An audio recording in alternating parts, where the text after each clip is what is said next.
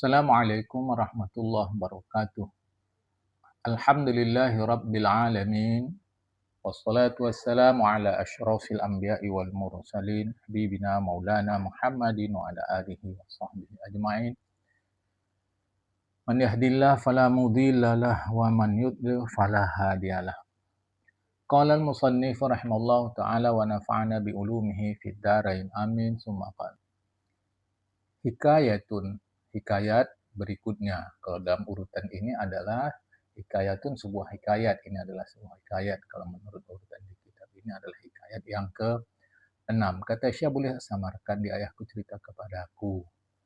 Menceritakan oleh Muhammad bin Musa bin Raja. Marfu hadis ini sampai kepada Ahnaf bin Qais. Kata Ahnaf bin Qais, aku datang ke Madinah ingin menjumpai Khalifah Umar bin Khattab radhiyallahu ta'ala anhu. Ternyata saat itu aku melihat sekumpulan orang yang di antara kumpulan itu ada Ka'ab al-Ahbar. Dia bercerita kepada orang ramai. Kata Ahnaf bin Qais. Wa yaqulu, di antara ceritanya dia bilang, lama hadar Adam al-wafatu, ketika Nabi Adam menjelang meninggal. Nabi Adam mengatakan begini, wahai Tuhanku, musuhku tentu mengejekku ketika dia melihat aku mati. Dia menunggu-nunggu waktu yang memang telah engkau tentukan ini.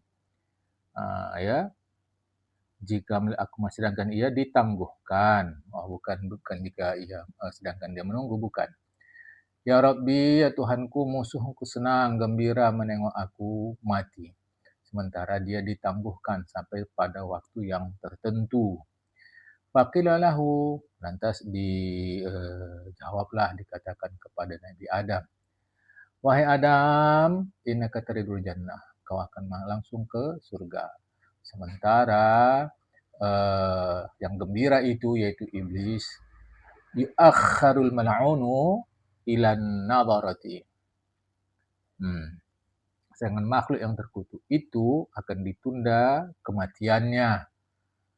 Apa hikmah liyaduqa bi'adadi awal akhirnya alamal mauti, supaya dia merasakan perihnya mati sejumlah kematian orang dulu dan orang yang belakangan. Dari awal sampai akhir berapa banyak orang mati, semuanya mengalami sakit. Nah, sakit itu akan dirasakan oleh musuhmu yang gembira itu melihat kau mati. Itu cerita Ka'ab al-Ahbar. Kemudian Nabi Adam mengatakan kepada malaikat maut, Sifli, wahai malaikat maut, coba ceritakan sama aku macam mana dia merasakan mati itu. Ketika malaikat maut menceritakan itu, Nabi Adam bilang, Rabbi hasbi hasbi, Rabbi hasbi hasbi, ya Allah, cukup, sudah ya Allah, cukup. Fadat dan nas, gemuruhlah orang mendengar pengisahan oleh Ka'ab al-Ahbar itu. Panggilannya Abu Ishaq, wahai Abu Ishaq, kata mereka, Allah kasih kau. Hadisna kaifa yadukul mauta, coba ceritakan kepada kami bagaimana orang merasakan mati itu. Dia pun tak mau. Dahlah, orang mendesak juga, kata dia. Apabila sampailah pada akhir dunia, wa qarabatin nafakhatu, ya, penghembusan sangkakala akan semakin, ketika penghembusan sangkakala semakin dekat. Orang berada di pajak-pajak mereka. Kalau cara Medan pajak pasar, ya, mereka berada di pasar mereka. Yatakhasamuna, bertengkar, berdagang, berbincang. Idahum, tiba mereka bersuara keras yang mengakibatkan pingsan karena suara itu. Dan tidak ada siuman selama 3 hari. Bayangkan itu, tiba-tiba suara itu keras, ya. Sementara separuh makhluk pingsan karena suara itu. Fala yufiquna minha min qadaratil ayyam. 3 hari lamanya mereka barulah tersadar. Sementara separuh lagi yang tidak pingsan itu kebingungan, tadhalu uquluhum, akal mereka pun bingung, ya. Seperti kambing yang ketakutan, bingung. Fayabquna madhushina qiyaman ala rajulihim. Mereka tetaplah tidak mati, tapi mereka bingung, ya, kebingungan. Seperti kambing yang ketakutan ketika melihat seekor binatang buas, karena melihat binatang buas. Sedang dalam keadaan kalut begini, huru hara luar biasa, tiba-tiba manusia dengar lagi suara. Beradaan suara itu di antara langit dan bumi, suara keras, ya, suara keras, seperti suara halilintar yang sangat kuat. Tak ada seorang pun kecuali matilah semua. Dunia pun binasa, tanpa manusia, tanpa jin, setan, binatang buas tak ada lagi, maupun binatang melata. Itulah saat penantian yang disebutkan, ditentukan Allah antara Allah dan iblis. Fahadhihin nadharatul ma'lumah. Inilah saat penantian yang telah ditentukan Allah Ta'ala. Allah Ta'ala pun bertitah kepada malaikat maut. Apa kata Allah Ta'ala? Aku telah jadikan untukmu, wahai malaikat maut, a'wanan, pembantu-pembantu sejumlah banyaknya orang dari sejak dulu sampai ke belakangan ini. Itu kata Allah Ta'ala. Aku berikan kepadamu kekuatan penghuni langit dan bumi, kata Allah Ta'ala. Sekarang aku pakaikan kepadamu segala macam pakaian marah dan murka. Masya Allah. Turun kau dengan marah dan murkaku kepada mal'uni, yang ku murka dan yang ku rajam, iblis. Rasakan kepada dia mati itu.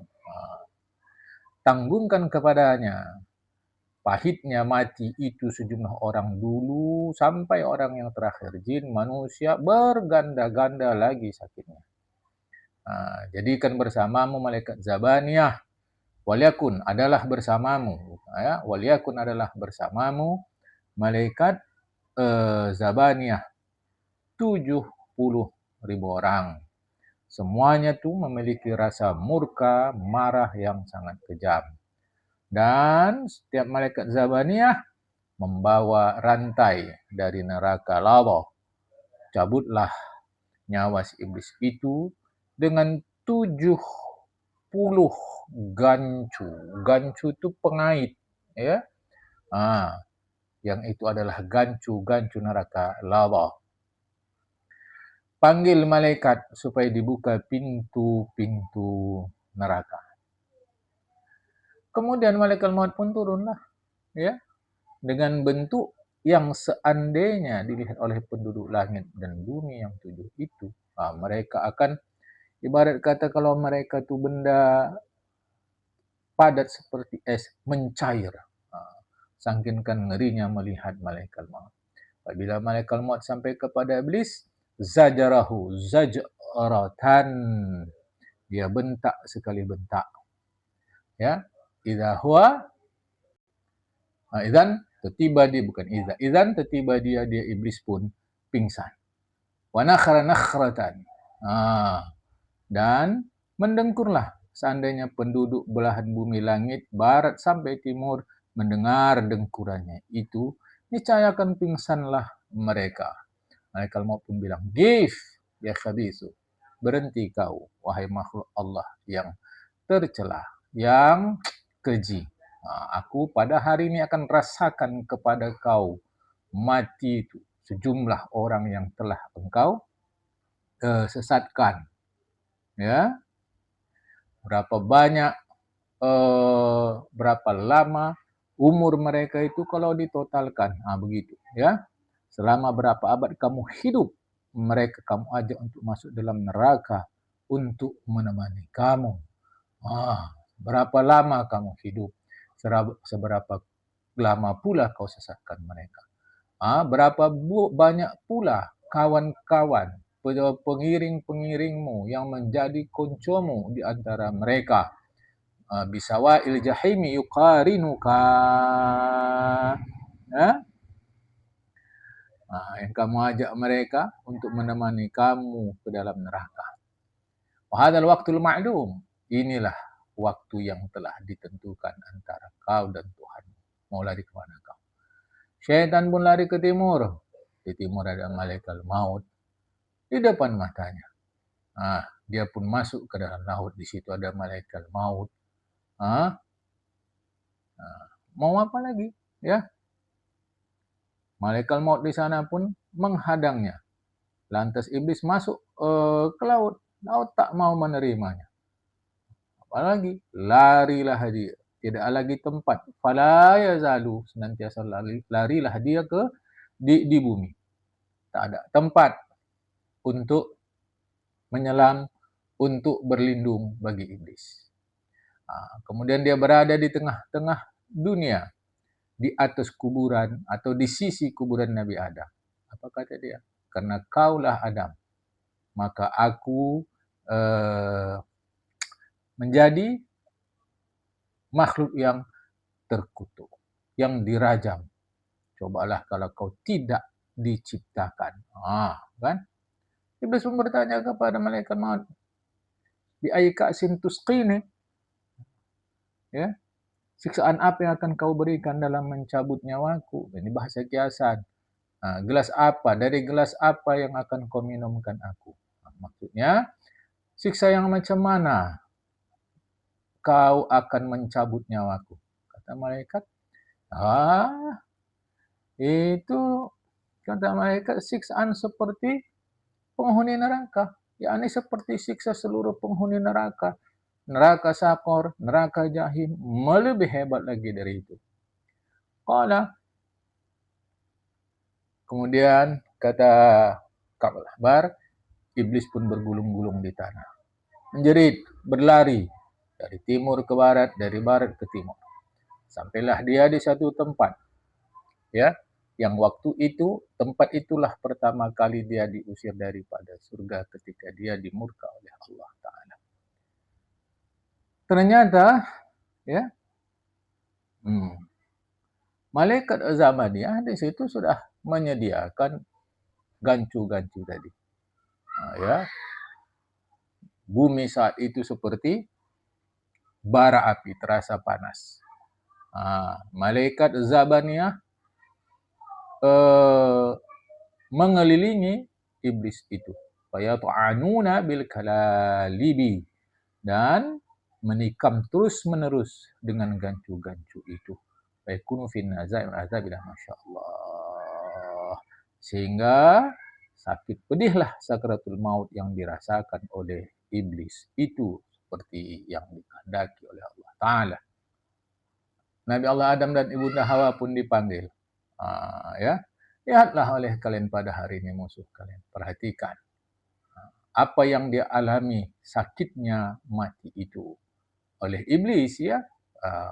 Keduanya Nabi Allah Adam dan Hawa pun memperhatikan dan melihat sakit derita mati yang dialami oleh iblis. Kata berdua, kata Nabi Allah Adam dan Hawa, Rabbana qad atmamta alaina ni'mah, telah kau genapkan nikmat itu untuk kami, ya Allah. Itu. Kemudian hikayat yang ketujuh dari Abdul Wahid bin Yazid rahimahullah, dia mengatakan, satu hari bainama ana yauman fi majlisina hada, satu hari ya dalam majlis pengajian seperti ini, ya kami duduk-duduk. Ternyata kami memang duduk bukan sembarang duduk, majlis bukan sembarang majlis, kami sedang mempersiapkan diri untuk berperang. Ya. Sedang begitu, aku perintahkanlah kawan-kawanku untuk nantilah kita bersepakat berangkat, kita siapkan sekarang, berangkat kita berperang besok hari Senin. Sedang begitu, Anda di antara kami yang membaca Al-Quran surat 9, surat Taubat ayat 111. Allah Ta'ala membeli jiwa dan harta orang mukmin. Allah bayar dengan surga.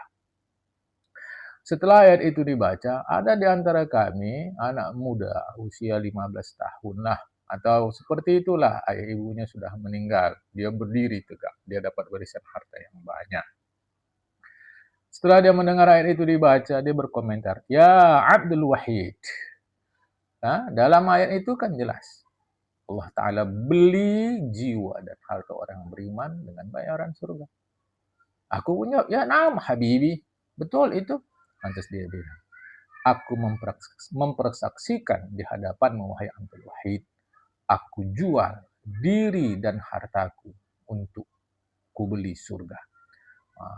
Artinya dia ingin berperang. Aku bilang, sayatan pedang itu lebih sakit dari yang kau bayangkan. Kau masih muda lagi. Aku takut nanti tak tahan kau. Lemah pula kau nanti. Sehingga tak jadi jual beli ini. Apa kata dia? Waqala li, kata Abdul Wahid bin Zaid, dia bilang sama aku, ya Abdul Wahid, aku sudah berjanji kepada Allah untuk membeli surga. Kemudian aku lemah. Sedangkan aku sudah mempersaksikan kepada aku bahwa aku telah berjanji kepada Allah Ta'ala. Apa komentar Abdul Wahid melihat, mengetahui, menyadari tekad ini? Fatakasartu ilaina anfusan. Justru kami yang merasa lemah di hadapan dia yang begitu kuat. Kami pun berkomentar, orang muda seperti ia begitu tekadnya, sementara kami tidak. Ini kan sebenarnya tidak juga. Mereka pun kuat juga. Cuma inilah rasa salut daripada kawan Abdul Wahid dan kawan-kawan. Berikutnya, dia donasikan seluruh hartanya, dia sedekahkan, kecuali kudanya, senjatanya, dan keperluan hidupnya. Ketika pada hari kami harus pergi berperang, dialah orang yang pertama muncul. Assalamualaikum ya Abdul Wahid, kata dia. Ya Allah, waalaikumsalam warahmatullahi wabarakatuh. Ya, Rabihal bai', jual beli yang beruntung ini. Apa? Alhamdulillah. Itu ku bilanglah, jual beli yang beruntung. Kami pun pergi. Waktu itu siangnya kami pun pergi. Dia bersama kami. Hebatnya lagi, siang dia puasa, malam dia ibadah. Tak pernah lupa. Dan dia meladeni kami, menjaga, merawat kendaraan yang kami gunakan untuk berperang. Menjaga kami apabila kami tidur. Sehingga kami pergi ke negeri Romawi. Roma, ya. Tentu kendaraan yang dimaksud bukanlah kendaraan bermesin seperti sekarang, ya. Ketika sedang begitu, asyik-asyiklah kami pergi begitu dalam rangka perang. Satu hari tiba-tiba dia datang sambil berseru-seru, beliau berkata, "Alah, rindunya lah aku kepada si Ainul Maradiyah." Mendengar ini kami pun cakap-cakap, di antaranya kawan kami bilang, wah bahaya nih. Bahaya nih begini-gini nih. Mungkin terganggu nih pikirannya. Atau rusak akalnya. Saking kan ngeri, mungkin stres dia, apa ngeri ini, itu salah paham ya. Kawan-kawan Abdul Wahid dan kawan-kawan salah paham. Sehingga hatta darah. Dia pun mendekat sambil berseru-seru. Abdul Wahid, tak sabar lagi aku dah rindu kali kepada Ainul Mardiyah. Ya Habibi, ya apa ini? Apa cerita Ainul Mardiyah ini? Dia pun mengabarkanlah kepada aku. Aku tidur, aku bermimpi. Dalam mimpi itu datang seseorang. Dia ajak aku, ayo kau ikut aku menjumpai si Ainul Mardiyah. Fahajama bi ala rawdatin. Dibawanya aku ke satu taman. Di taman itu ada sungai yang airnya tidak berubah. Ya. Dan di tepi sungai itu, ada para gadis yang cantik rupawan, memakai perhiasan dan salinan pakaian yang tak mampu aku menjelaskan, menceritakan, memberikannya, saking kan luar biasanya. Ketika mereka melihat aku, mereka nampak aku tersenyum, gembira. Mereka bilang, inilah suami Ainul Mardiyah sudah datang. Aku pun mengucap salam lah. Assalamualaikum. Di antara kalian yang bernama Ainul Mardiyah? Oh, nggak ada. Kami semua ini pelayan, pembantunya saja. Teruslah kau berjalan ke depan. Terus jalan. Aku pun teruslah berjalan. Sampailah di sebuah sungai. Ya, di sungai ternyata sungai itu adalah sungai susu, yaitu sungai susu yang tidak berubah rasanya. Fi raratin fiha min kulli zinatin, tidak pernah berubah. Di tengah-tengah taman yang juga ada gadis-gadis cantik. Mereka itu berhias, ya, berhias cantik-cantik. Itu cukup perhiasan mereka. Ketika aku melihat mereka, terpesona aku melihat kecantikan para gadis itu. Ketika mereka lihat aku, mereka pun senang, gembira. Aku bilang, inilah demi Allah, kata mereka, bukan ku bilang. Mereka bilang, inilah demi Allah, suami Ainul Mardiah sudah datang. Assalamualaikum, kataku. Apakah di antara kalian ada yang bernama Ainul Mardiah? Waalaikumsalam, kata mereka. Wahai kekasih Allah, kami adalah para pembantunya. Terus saja kau jalan ke depan. Aku pun terus berjalan sampailah ke sebuah sungai yang sungai itu sungai Khamar di tepi sebuah wadi. Wadi itu kolam, ya, atau lembah, di tepi sebuah lembah. Ada pula lah situ para gadis cantik-cantik, ya. Saking cantiknya mereka itu, aku lupa terhadap kecantikan gadis-gadis sebelumnya. Aku pun ucapkan salam lagi. Assalamualaikum. Apakah di antara kalian ada Ainul Mardiah? Tidak. Kami semua ini adalah pelayan-pelayannya. Kami adalah pesuruh-pesuruhnya. Terus saja jalan. Terus saya ke depan, aku pun jalan. Sampailah di sebuah sungai dari madu murni. Ada taman, cantik-cantik lagi gadis di situ. Terang menderang, indah-indah. Yang membuat aku lupa pula kepada gadis sebelumnya yang kujumpai. Assalamualaikum, aku bilang. Apakah diantarkan ada Ainul Mardiah? Tidak ada, wahai kekasih Allah yang maha pengasih. Kami semua pembantu pesuruhnya. Terus saja jalan ke depan. Aku pun terus jalan ke depan. Aku melihat tenda besar. Ya, aku melihat tenda besar yang terbuat dari permata yang berlubang. Di pintu tenda itu ada gadis cantik yang memakai beraneka ragam perhiasan dan pakaian yang tak mampu aku menjelaskan, menerangkan cantiknya perhiasan dan pakaian itu. Tatkala dia nengok aku, nampak aku senanglah dia. Ya, dia pun senang. Dan dia dari dalam kemah itu terdengarlah suara. Wahai Ainul Mardiah, nih suamimu telah tiba. Aku pun dekatilah kemah itu, aku masuk. Fa'idan hiya 'ala saririha ka'idatan. Dia duduk. Ya, dia duduk di atas tempat tidurnya yang terbuat dari emas yang bertatahkan. Ya, yang bertatahkan permata dan berlian, yakut. Ketika aku melihat dia, aku pun terpesona, terpikat. Dia bilang, selamat datang wahai kekasih Allah yang maha pengasih. Hampir tiba masanya kau datang kemari. Maksudnya perjumpaan kita semakin dekat. Aku pun aku pun datanglah, semakin mendekatinya, ya inginlah kurangkul. Kata dia, mahlan, tunggu dulu. Belum saatnya, kata dia. Ya, tunggu dulu, belum saatnya kau memeluk aku, karena kau masih ruhul hayati, masih hidup lagi di dunia. Akan tetapi insyaallah nanti sore kita bersama. Anta tukirul laila indana insyaallah ta'ala. Aku pun terbangun, wahai Abdul Wahid. Tak sabarlah aku mengetahui hal itu. Apa kata Abdul Wahid? Belum selesai kami berbicara, tiba-tiba pasukan musuh datang menyerang. Maka kami pun menyerang. Dia pun anak muda tadi bersama kami. Kata Abdul Wahid, kuhitung ada 9 musuh yang berhasil dibunuh anak muda itu. Ya, dan ia pun terbunuh. Yang ke-10 dialah pula, aku segera mendekati jasadnya yang berlumuran darah. Dia nampak tersenyum, sewaktu meninggalkan dunia ini. Nah, itu ya.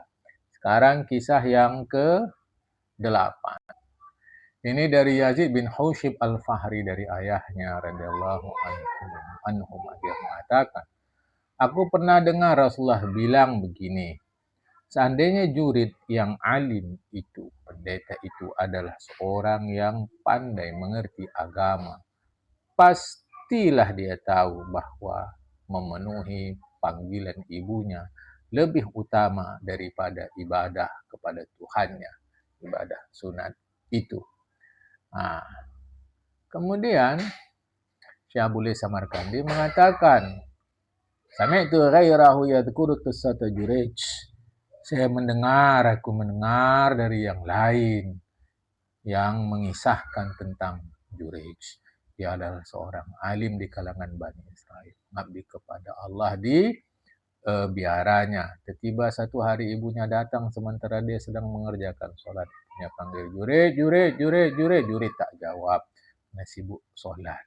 Kata ibunya, ibtalakallah bil mumisat, takni zawani. Nanti Allah akan coba kau, wahai Jurayj.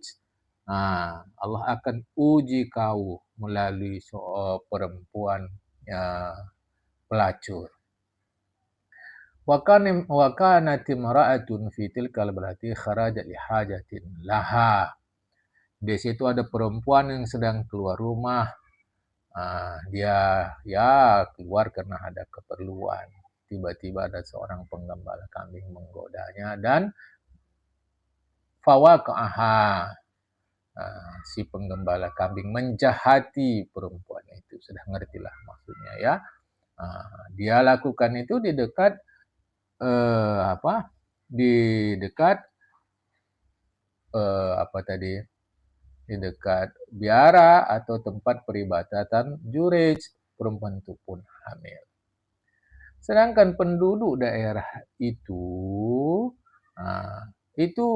mereka mengambil berat persoalan zina ini. Artinya hukumannya berat kepada orang berzina. Sementara apa yang terjadi pada perempuan itu sudah tersebar luas itu. Ketika dia melahirkan, raja diberitahu ada perempuan yang melahirkan dari hasil perzinaan. Dia pun dipanggil, ditanya, min aina laka hadzal walad? Dari mana kau? Dari siapa kau dapat anak ini? Kalau bahasa kita, siapa ayahnya? Dia menjawab, Jurayj lah. Dia menjahati aku. Raja pun mengutus orang kepercayaannya. Jurayj sedang sholat, dipanggil-panggil tak menjawab. Panggil-panggil tak menjawab.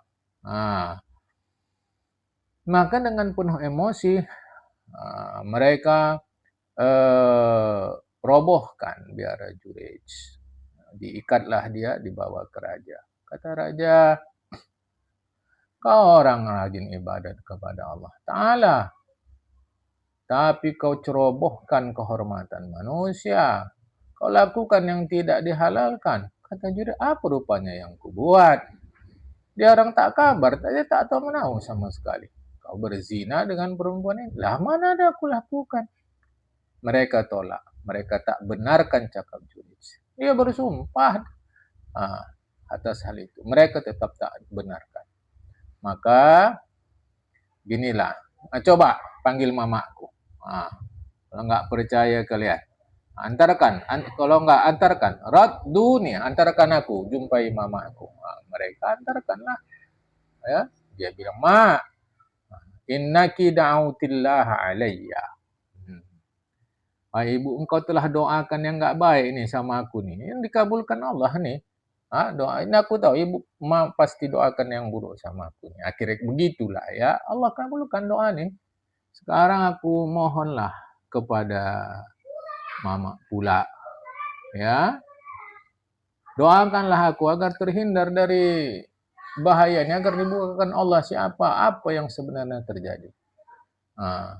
Ya. Faqalat ummuhu, ya, ibunya bilang, ya Allah, jika Jurayj engkau uji karena doaku, maka sekarang selamatkanlah ia. dari ujian itu. Jurid pun dibawa balik ke raja. Faqala aina hadal mar'ah. Ya, bawa lagi ke istana dan ditanya, mana perempuan itu, mana bayinya? Mereka bawa perempuan itu sama bayinya, mereka tanya, kata perempuan, iya, inilah orang yang menjahati aku. Jurid pun letakkan tangannya di kepala anak tadi. Kata jurid, dengan kebenaran Tuhan, bihakin, maksudnya itu demi Tuhan yang menciptakan engkau, coba kabarkan, kasih tahu kami semua, termasuk aku, siapa ya? Dengan izin Allah, anak tadi pun berbicara lah dia. Ayahku adalah si Fulan penggembala itu. Ketika perempuan itu mendengar demikian, dia pun mengaku, aku nipu, aku dusta. Yang menjahati aku sebenarnya adalah si penggembala itu. Dalam riwayat yang lain disebutkan waktu perempuan itu hamil, belum lagi dia melahirkan, jurid tanya, kepada dia, di manakah aku berbuat zina sama kau? Di mana? Oh, di bawah pohon.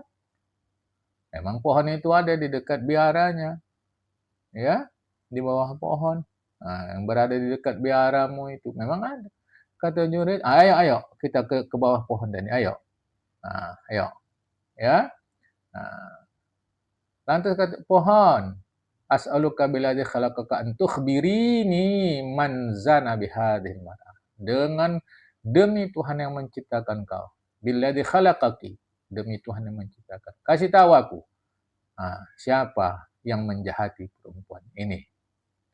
Siapa yang menjahati perempuan ini? Dahan-dahan pohon itu menjawab, Raida nih, penggembala kambing. Ya. Kemudian jurid pun, ya, rasa pula dia sudah difitnah. Ta'ana bi asbuhi fi batniha. Terpukulkan dialah dengan jari jemarinya perut perempuan itu. Tapi bukan pukul keras. Jurid mau cakap sama bayi yang di dalam perut si perempuan itu. Kan? Wahai janin di dalam perut, siapa ya kau? Dari dalam perut dia menjawab, ayahku penggembala domba itu. Akhirnya raja pun minta maaf kepada jurid. Kata raja, minta izinlah, minta maaf aku. Izinkan aku mengganti biaramu yang sudah dirubuhkan itu. Kami buat yang baru, terbuat dari bahan emas. Tak usah, kata jurid. Perak, tak usah juga. Nah, kalau mau buatlah dari tanah macam biasa. Mereka bangunlah seperti semula. Ibrahim meriwayatkan dari Muhajir bin Mujahid.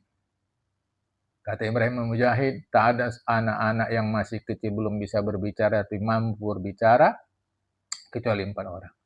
Nabi Isa alaihissalam, sahibul ukhdud, kemudian bayi dalam kisah Ukhdud, ya. Kemudian bayi dalam kisah Jurayj dan bayi dalam kisah Nabi Yusuf alaihissalam. Perhatikan surat Yusuf surat 12 ayat 26. Dan ada seorang saksi yang menjadi saksi. Ia yang menjadi saksi itu adalah keluarga perempuan itu. Selesailah sudah. Ya. Selesailah sudah kitab Tanbihul Ghafilin ini kita baca. Inilah kisah terakhir. Mudah-mudahan memberi manfaat untuk kita semua. Assalamualaikum warahmatullahi wabarakatuh.